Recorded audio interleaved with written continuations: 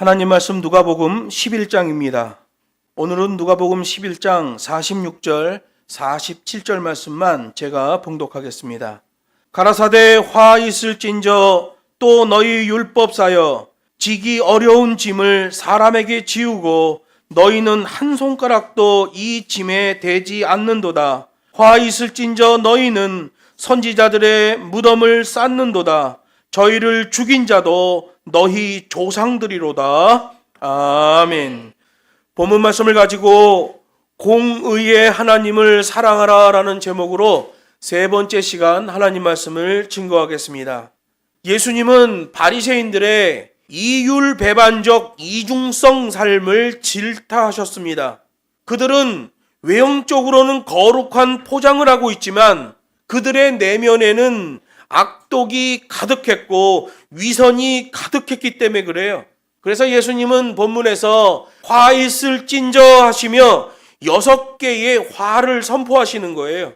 42절 말씀 보면 균형을 잃으면 책망을 받는다고 말씀하십니다. 바리새인들은 하나님의 율법을 고의적으로 왜곡하고 변조했어요.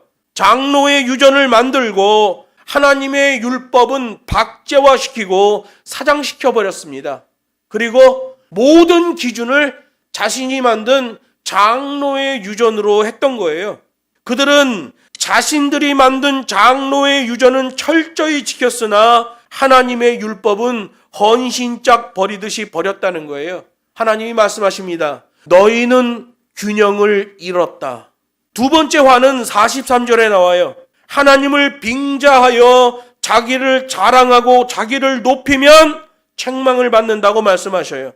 바리새인들은 그런 세속주의적 교만에 빠져서 하나님의 회당에서도 높은 자리 상석을 앉으려고 했고 잔치 자리에서도 상석을 찾았고 그들은 어디 가든지 자기네들을 위한 상석이 있다고 생각했던 거예요. 높은 자리에 앉으려고 했던 거죠.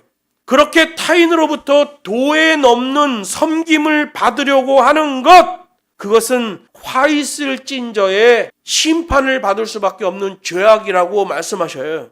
세 번째 화는 44절에 기록되어 있어요. 교묘하게 타인을 속여서 죄에 빠지게 하면 책망을 받는다는 거예요. 바리새인들은 뭇 사람들로 하여금 부정하게 하고 죄에 빠지게 했다는 거예요. 치장을 했다는 거죠. 평토장 무덤을 만들어서 사람들을 부지불식간에 오염시켰고 죄를 짓게 했으며 심지어 평토장 무덤에다 회칠한 무덤까지 만들어서 사람들을 유인하고 범죄케 했다는 거예요. 그게 본질적인 악이라고 하는 거죠.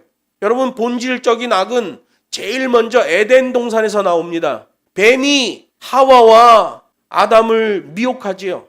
우리 성경에는 그게 명시되어 있지 않지만 원문 성경을 보면 하와가 뱀에게 유혹당할 때 아담이 3걸음에서 5걸음 정도 뒤에 서 있었어요. 원문을 보면 그게 나옵니다.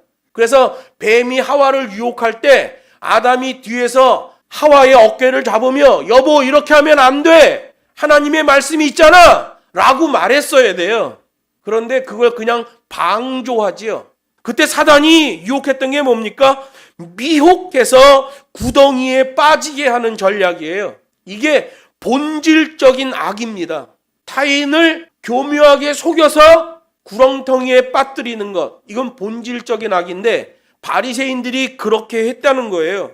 여러분, 이 시대에 가짜 말씀 가지고 하나님의 백성들에게 미혹의 말씀을 전하는 것, 신비주의, 은사주의, 번영신학, 개발복음, 그거 말하는 목사들은 전부 평토장 무덤이요, 회칠한 무덤이요, 에덴 동산에서 하나님의 백성을 타락시킨 그 본질적 악을 행한 뱀과 똑같은 거예요.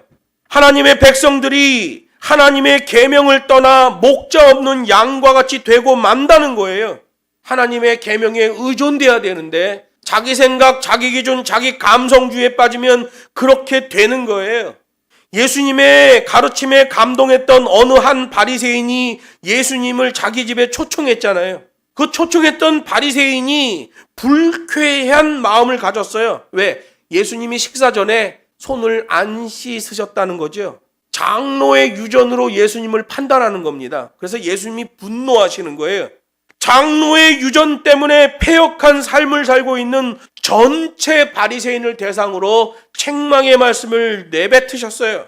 그랬더니 어느 한 율법사가 앞으로 나오면서 아니 예수님 우리까지 모욕하시는 겁니까? 라며 대들며 위협했어요.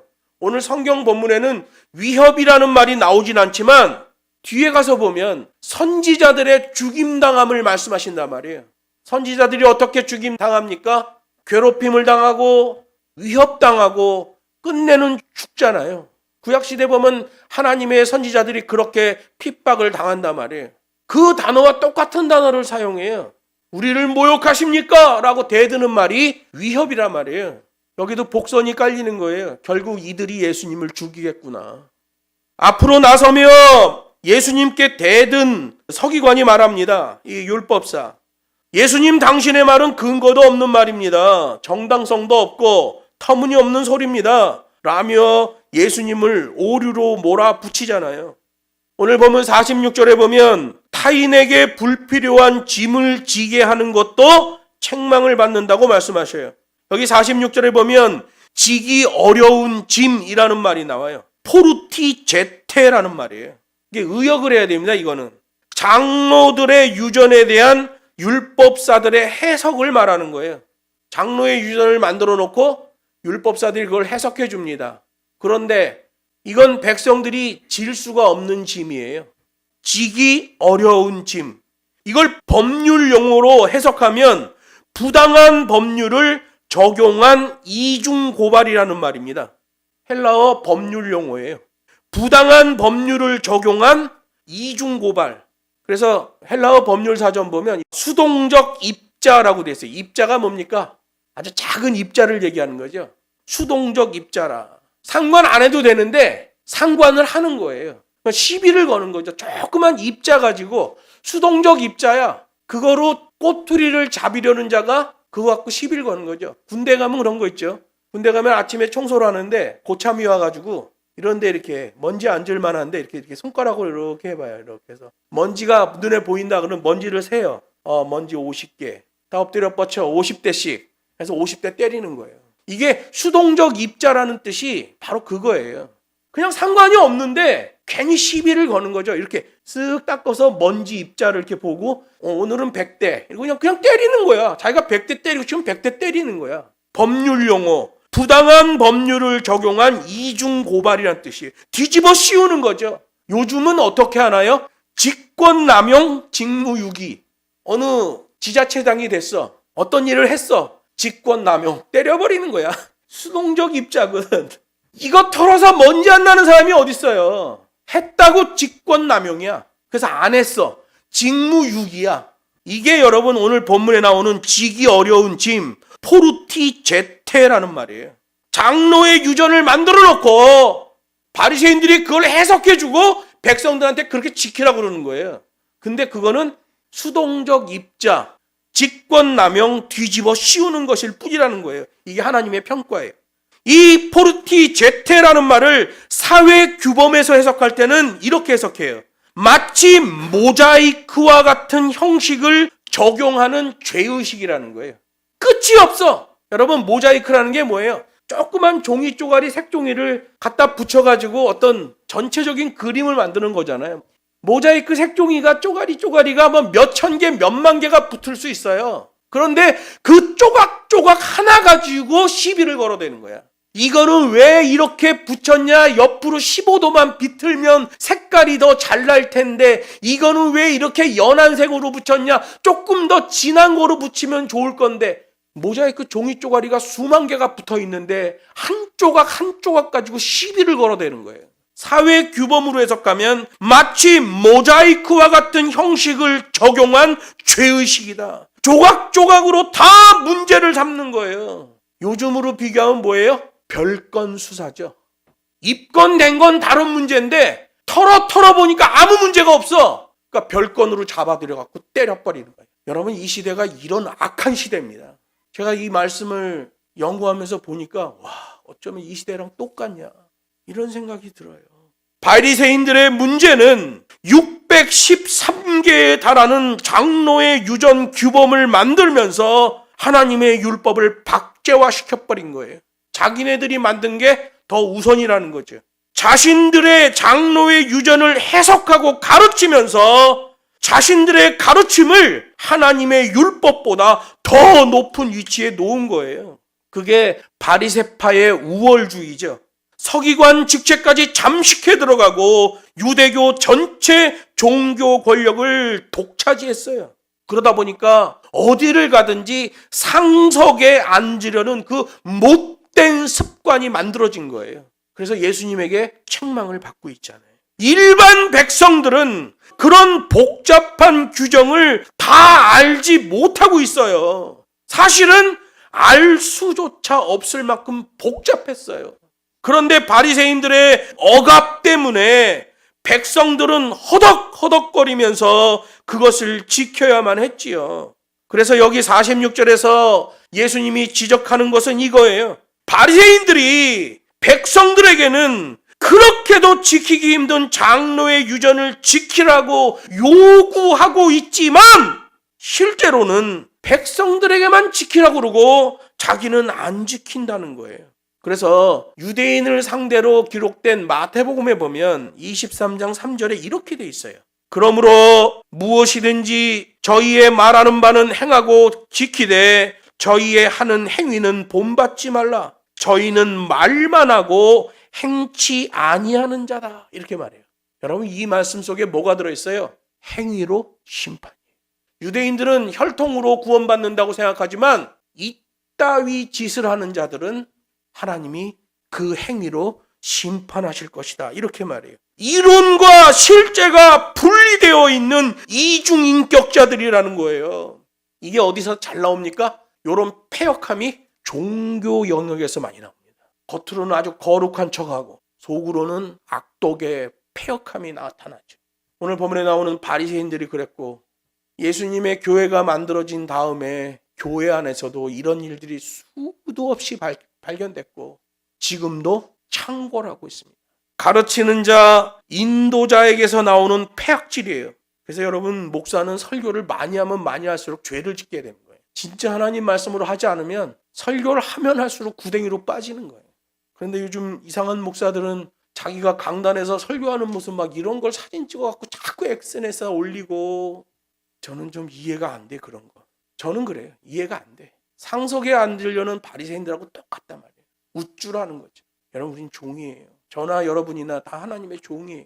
종은 종 취급받을 때 종의 자세가 나오면 그거 진짜 종입니다. 자기 스스로 자기를 높인다? 그건 바리새인 컴플렉스예요. 여기 47절에 보면 패악질을 행하면서도 겉으로는 치장성 경건을 보이는 것에 대한 책망이 나옵니다. 여기 47절에 선지자의 무덤을 쌓는다라는 의미는 하나님께서 보낸 선지자를 업신여기고 핍박해서 죽인 것을 말하는 거예요. 바리새인들의 조상들이 그랬다는 거죠. 하나님이 선지자들을 보내면 그 선지자들에게 대들고 선지자들을 괴롭히고 끝내는 죽게끔 했는데, 선지자들이 죽은 다음에는 그 선지자들을 위해서 무덤에다 비석을 세워주고 그들의 죽음을 안타까워하며 애석해하며 기리는 것처럼 행세를 했다는 거예요. 선지자가 왜 죽었어? 자기네가 괴롭히고 자기네가 핍박하고 그 사람들 때문에 죽은 거예요. 그런데 선지자가 죽고 나니까 그를 추모하고 거기다 비석을 세워주고 그랬다는 거예요. 이거 패역한 짓입니다. 여기 본문에 나오는 바리새인 이렇게 얘기해요. 우리가 그 당시에 만약에 있었다면 선지자를 죽이지는 않았을 텐데 라고 말하면서 자신들의 조상의 잘못을 에둘러 비켜가면서 마치 자신들은 의로운 척 한다라는 걸 예수님이 지적하시는 거예요. 이 바리새인들의 조상들이 하나님이 보낸 선지자를 죽였어요. 자신들이 죽이고 그 선지자의 무덤에 비석을 세워주며 오 거룩한 하나님의 종이요 하면서 추모를 해줬다는 거예요. 죽이는 건 자기네가 죽여놓고. 그런데 그 조상으로부터 몇 대에 걸쳐서 후손 바리새인들이 나왔는데 그 바리새인들은 이렇게 말하는 거예요. 만약에 그 당시에 우리가 있었다면 우리는 그 선지자를 죽이지는 않았을 텐데 하며 자신들의 조상의 죄를 싹 비켜가게 하면서 자기가 의로운 척을 한다, 이렇게 말씀하시는 거예요. 여러분, 우리 일본 강점기 때에 얼마나 많은 사람들이 죽었습니까? 그 후손들이 말합니다. 내가 만약에 그 시대에 있었다면 그렇게 심하게 친일 행위는 하지 않았을 텐데. 그 사람의 핏줄이 누구예요? 악질, 친일, 부역자의 피예요. 그런데 그 자기 조상에 대해서 그렇게 얘기하는 거예요. 내가 만약에 그때 있었다면 그렇게 악한 짓은 안 했을 텐데 하면서 지금 자기는 이 나라에서 충성하고 있다고 생각하는 거예요. 똑같은 겁니다, 이게. 여러분, 바리새인들은 혈통으로 구원된다고 생각하는 사람들이에요. 아브라함의 후손으로 구원된다고 생각하는 사람들이에요. 거기다가 예수님이 말씀하십니다. 화했을진저 너희는 너희들의 행위로 심판을 받는다 라고 말하는 거예요. 여러분, 우리 성경은 구약부터 신약 전체가 말합니다. 믿음으로 구원, 행위로 심판. 마태복음 23장 29절로 30절에 그렇게 기록되어 있어요. 너희는 선지자들의 무덤을 쌓고 의인들의 비석을 꾸미며 가로되 만일 우리가 조상 때에 있었다면 우리는 저희가 선지자의 피를 흘리는 데에 참여하지 아니하였으리라, 이렇게 말하는 거예요. 정말 못된 사람들이죠. 과거에 선지자들을 괴롭히고 모함하고 죽였던 그때의 종교 기득권층 바리새인이나 오늘 본문 예수님 당시에 나오는 유대 종교 기득권을 가지고 횡포를 일삼는 바리새인들이나 다 똑같은 화있을진저의 인간들이라는 말씀을 하고 있는 거예요. 이 시대로 다시 넘어오면 일제강점기 때 일본 천황 숭배를 했던 기독교 지도자들이 있습니다. 100년도 안 된 일이에요. 그들로부터 나온 종교 기득권층이 있습니다. 그 라인이 있어요. 지금도 딱 세 대만 거치면 됩니다. 1대, 2대, 3대로 해서 세 대만 거쳐 올라가면 그 천황 숭배, 우상 숭배를 획책한 무리들이 누군지 다 나옵니다.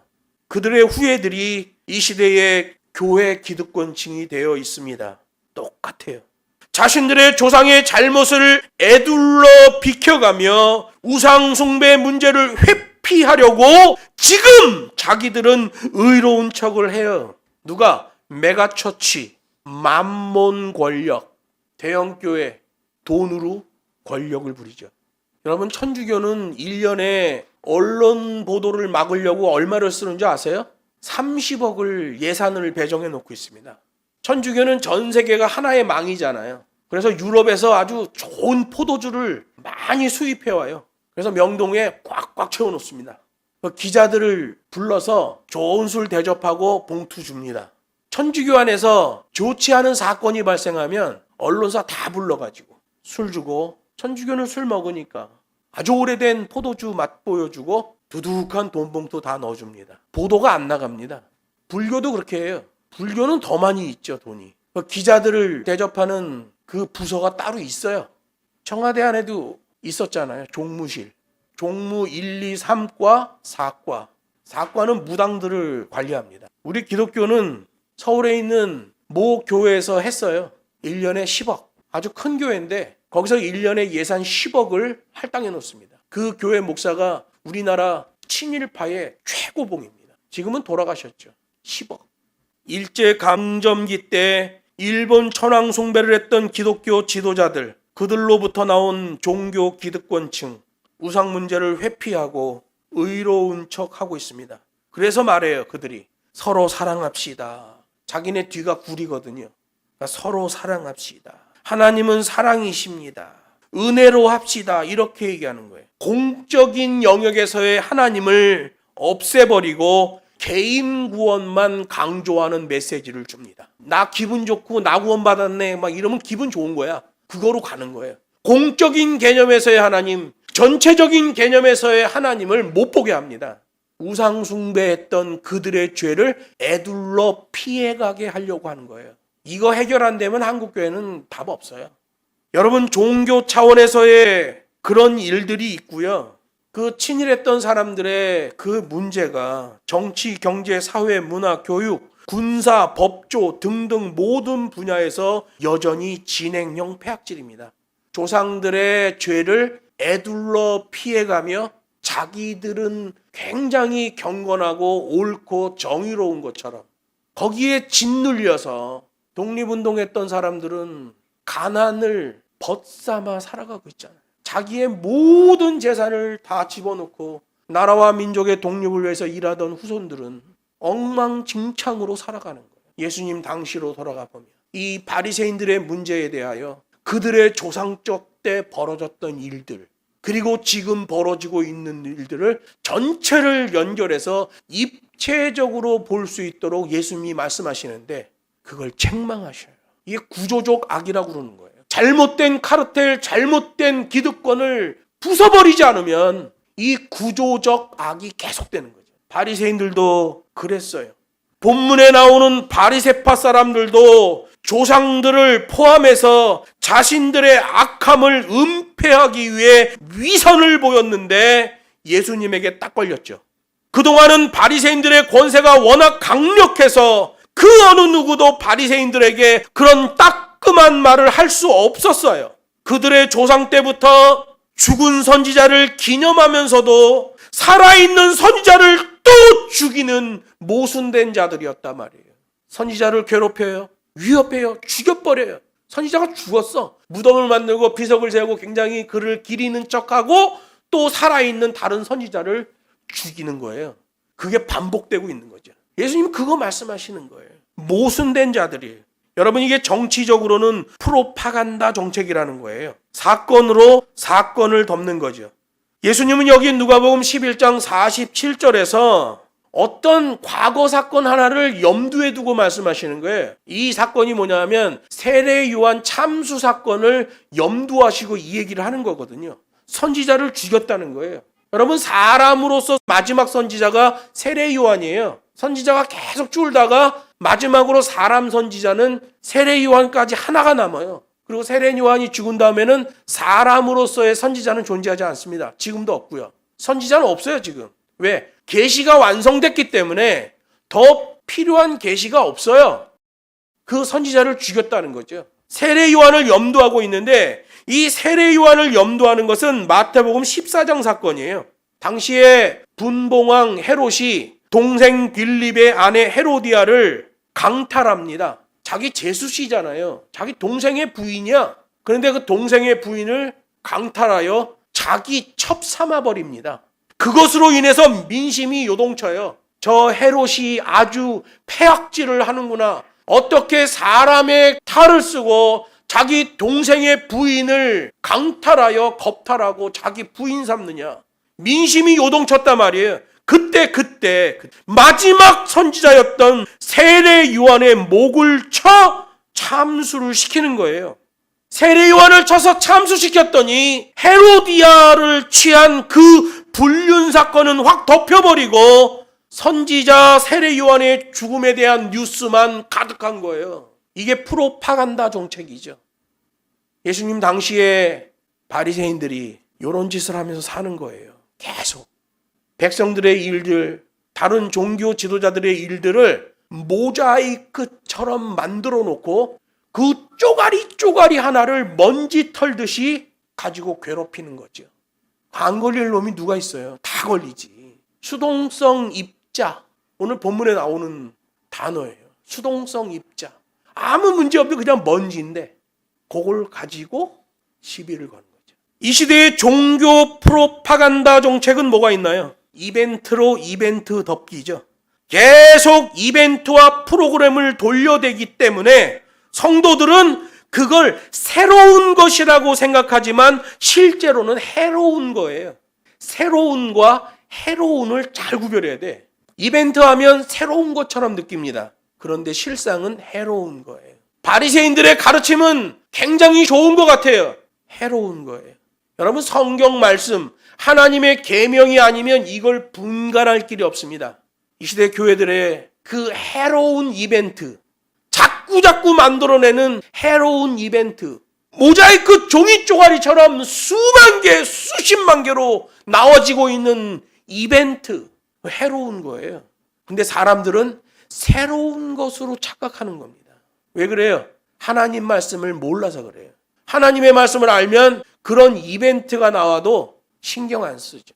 목사들의 모임에 가면 한결같이 나오는 공통적인 얘기가 있어요. 그 교회는 뭐로 하고 있어? 이거 뭐로 하고 있어? 뭐로 하고 있어? 이번에는 우리 이거 끝났는데 자 다음엔 저거 해보려고. 이런 얘기들은 반드시 나와. 목사들 모임에 가면. 뭐예요? 이벤트의 그 폐해에 완전히 잠식되어 있는 한국 교회를 보게 되는 거예요. 아주 조그만 교회들부터 큰 교회까지 전체가 똑같습니다. 그래서 컨퍼런스 하나 한다면 우르르 몰려가는 거죠. 서울의 어느 큰 교회에서 뭐 한다면 7,000명의 목사가 막 몰려가는 거 아니겠어요? 막 7,000명씩 모여. 그거 하면 뭐 그런 큰 교회 되는 줄 아나 봐. 이벤트죠. 답이 없는 거예요.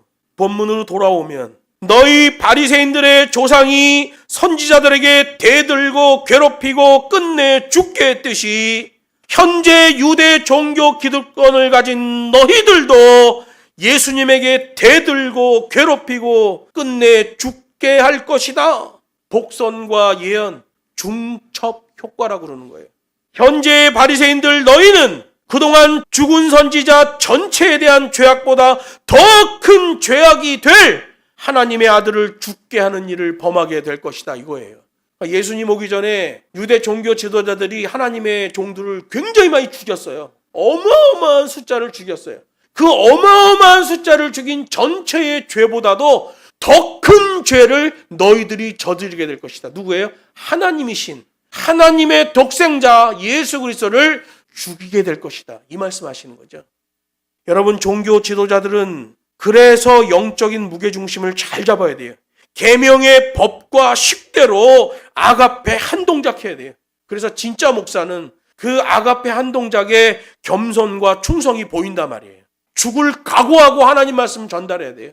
실제로 바리새파들의 선동으로 인해 모든 유대 백성들이 그 꾀임에 넘어가 버립니다. 원초적 악. 거기에 넘어가 버려요. 그래서 누가복음 23장에 가면 예수님이 고난당하고 십자가에 못 박히는 장면이 기록되어 있는데 누가복음 23장 18절에 무리가 일제히 소리질러 가로되 이 사람을 없이 하고 바라바를 우리에게 놓아주소서라고 외쳐요.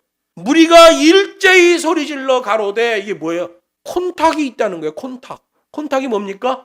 지휘자죠. 지휘자가 지휘봉으로 신호를 주기까지 그들은 아무 소리 안 해요. 지휘자가 시지를 주고 땅 치는 순간 저를 죽이시오라고 외치는 거죠. 콘탁이 존재하여 그들이 일제히 소리를 격발하였다라고 성경이 기록하고 있는 거예요. 누구예요? 바리새인들이 이 짓하고 있는 거죠. 우리 성경엔 그게 안 나와. 원문에는 콘탁이 존재합니다. 지휘자가 있어요.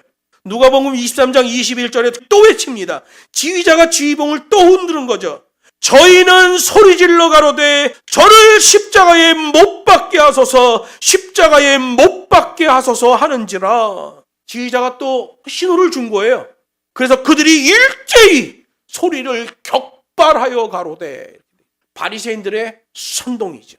이 시대에 아무것도 모르고 번영신학 개발복음의 신비주의와 은사주의에 반응하는 기독교인들, 해로운 이벤트인데 새로운 이벤트인 양 착각하는 사람들, 다 이 짓 하는 거예요.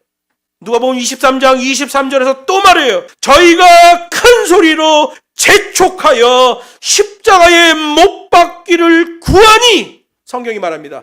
저희의 소리가 이긴지라. 콘탁이 누구예요? 지휘자가 누구예요? 바리새인들이죠. 당시 종교 기득권자들. 그들이 백성들을 선동하고 격동하여 일제히 격발하는 외침을 나오게 했다는 거예요. 이게 다섯 번째 폐악질인 거예요. 겉으로는 치장성 경건을 보이면서 실제로는 폐악질을 행하고 있는 거지.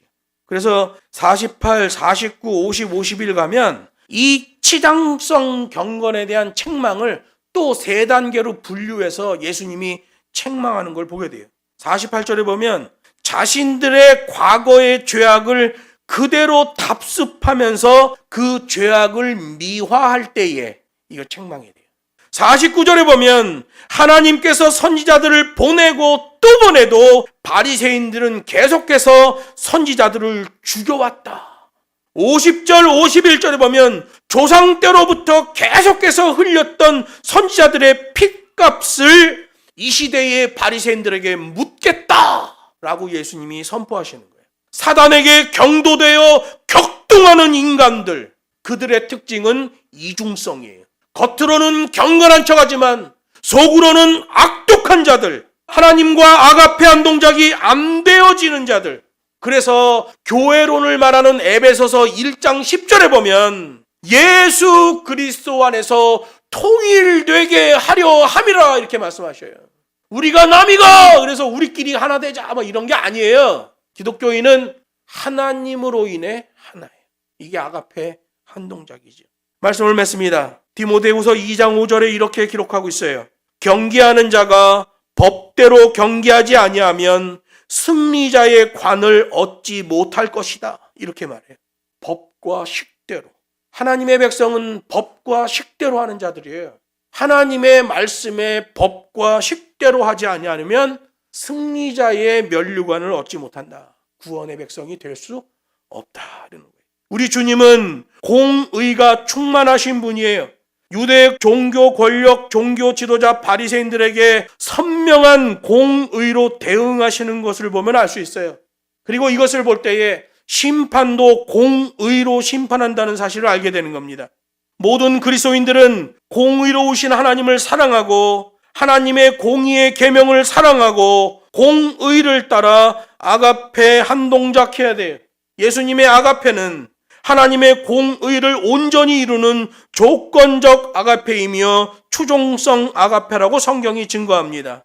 그래서 하나님의 공의의 법과 하나님의 아가페의 관계를 이렇게 표현해요. 법에도 눈물이 있다. 이렇게 표현하는 거예요. 엄중한 하나님의 말씀, 하나님의 법이지만 그 안에 눈물이 있어서, 그 안에 아가페가 있어서 하나님의 백성을 긍휼히 여겨주신다. 하나님의 불쌍함을 입는 백성들은 주님, 저는 죄인입니다 라고 나오는 백성이에요. 자기가 잘났다고 상석에 앉으려고 그러고 섬김을 받으려고 그러고 못된 짓에서 돈 챙기려고 그러고 그런 것들은 교회 안에 존재하면 안 돼요. 공의의 하나님을 사랑하는 자가 이웃을 사랑하는 자요 아가페 한 동작하는 그리스도인이요 진짜 성도예요. 공의의 하나님을 경외하고 공의로 심판하실 주님을 고대하는 우리 모두가 되기를 주 예수의 이름으로 축복합니다.